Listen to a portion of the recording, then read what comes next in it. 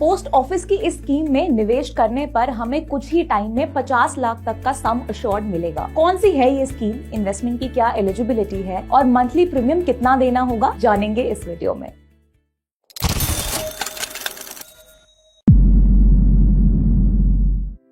Hello everybody, मैं हूं Astha and welcome to yet another video of Josh Money. अब आज की वीडियो में हम बात करेंगे इंडिया के सबसे पुराने लाइफ इंश्योरेंस प्लान की। जी हाँ, मैं बात कर रही हूँ पोस्ट ऑफिस लाइफ इंश्योरेंस के बारे में। पोस्ट ऑफिस लाइफ इंश्योरेंस यानी कि डाक जीवन बीमा योजना को 1884 में स्टार्ट किया गया था। तो एक एक करके जानते हैं प्लान के बारे में पूरी डिटेल। सबसे पहले जानते हैं पोस्ट ऑफिस लाइफ इंश्योरेंस के फीचर्स के बारे में। इस इंश्योरेंस प्लान को रेगुलेट करती है गवर्नमेंट ऑफ इंडिया। तो इसका मतलब है कि हमारे डिपॉजिट्स, प्रीमियम और कवर सब कुछ सेफ रहता है। इसमें हमें लो प्रीमियम और हाई बोनस फैसिलिटी भी मिलती है, यानी कि कम से कम प्रीमियम पर हम मैच्योरिटी पर अच्छा कवर पा सकते हैं। इसके साथ ही साथ हमें इसमें सेक्शन 80C के अंडर टैक्स रिबेट भी मिलता है।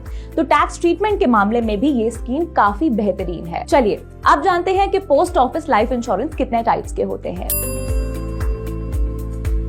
तो basically post office life insurance दो तरह के होते हैं। एक तो पोस्टल लाइफ इंश्योरेंस यानी कि डाक जीवन बीमा, और दूसरा रूरल पोस्टल लाइफ इंश्योरेंस यानी कि ग्रामीण डाक जीवन बीमा। तो पहले इन दोनों को हम थोड़ा सा और समझ लेते हैं। पोस्टल लाइफ इंश्योरेंस को सभी एम्प्लॉयज के लिए बनाया गया था, यानी कि ऐसे एम्प्लॉयज जो कि सेंट्रल गवर्नमेंट या फिर स्टेट गवर्नमेंट के लिए काम करते हैं, किसी पब्लिक सेक्टर में काम करने वाले एम्प्लॉयज, पैरामिलिट्री फोर्सेज में हो, डॉक्टर्स हो, इंजीनियर्स हो, professors etcetera, postal life insurance के लिए अप्लाई कर सकते हैं। जबकि जो लोग ग्रामीण इलाके से आते हैं या फिर एम्प्लॉयज नहीं हैं, वो लोग रूरल पोस्टल लाइफ इंश्योरेंस के लिए एलिजिबल होते हैं। पोस्टल लाइफ और रूरल पोस्टल लाइफ इंश्योरेंस में 6 तरीके की पॉलिसीज होती हैं।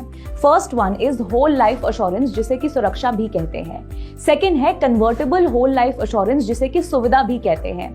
Third one is endowment assurance, जिसको कि संतोष भी कहते हैं।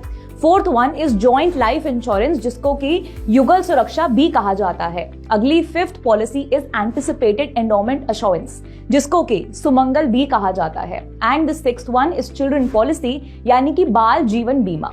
इन 6 पॉलिसीज में अगर हम बाल जीवन बीमा को छोड़ दें तो बाकी की 5 पॉलिसीज में से हमें सबसे ज्यादा प्रॉफिट्स एंडोमेंट एश्योरेंस यानी कि संतोष में से अच्छे बेनिफिट्स मिल जाते हैं। तो हम यहाँ पर संतोष पॉलिसी के फीचर्स और बेनिफिट्स के बारे में बात करेंगे। पोस्टल लाइफ इंश्योरेंस में एंडोमेंट एश्योरेंस को ईए संतोष और रूरल पोस्टल लाइफ इंश्योरेंस में इसे ईए ग्राम संतोष के नाम से जाना जाता है।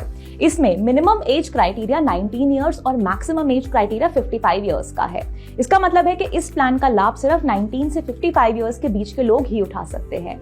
पोस्टल लाइफ में हमें मिनिमम पॉलिसी 20,000 रुपीज और मैक्सिमम 50 लाख तक की करवा सकते हैं, जबकि रूरल पोस्टल लाइफ में हम मिनिमम 10,000 रुपीज और मैक्सिमम 10 लाख रुपीज की पॉलिसी करवा सकते हैं। अब अगर हम इनमें बोनस की बात करें तो पोस्टल लाइफ में हर 1,000 रुपीज पर 52 रुपीज का बोनस और रूरल पोस्टल लाइफ में हर 1,000 रुपीज पर 48 रुपीज का बोनस डिक्लेयर किया गया है। लेकिन अगर हम पॉलिसी को 5 साल पूरा होने के पहले सरेंडर कर देते हैं तो हम बोनस के लिए एलिजिबल नहीं होते हैं।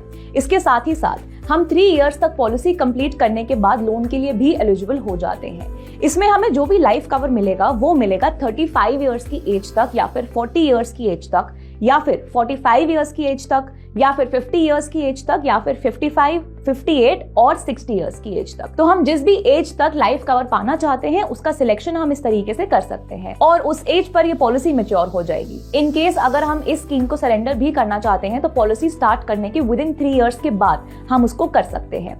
चलिए इसके प्रीमियम को हम एक बार एक एग्जांपल से समझते हैं। लेट्स से कि किसी 30 इयर्स के एज के पर्सन ने ये पॉलिसी को परचेज किया है for sum assured of 10 lakh rupees, and let's say age of maturity select की जाती है 50 इयर्स, यानी कि ये पॉलिसी होल्डर जब 50 इयर्स के हो जाएंगे तब ये पॉलिसी जो है वो मैच्योर हो जाएगी। तो इसके लिए इस पॉलिसी होल्डर को 20 साल तक हर महीने 4,000 रुपए का प्रीमियम देना होगा और पॉलिसी मैच्योर होने पर यानी कि 50 साल के होने पर मैच्योरिटी अमाउंट जो मिलेगा वो होगा 20,40,000।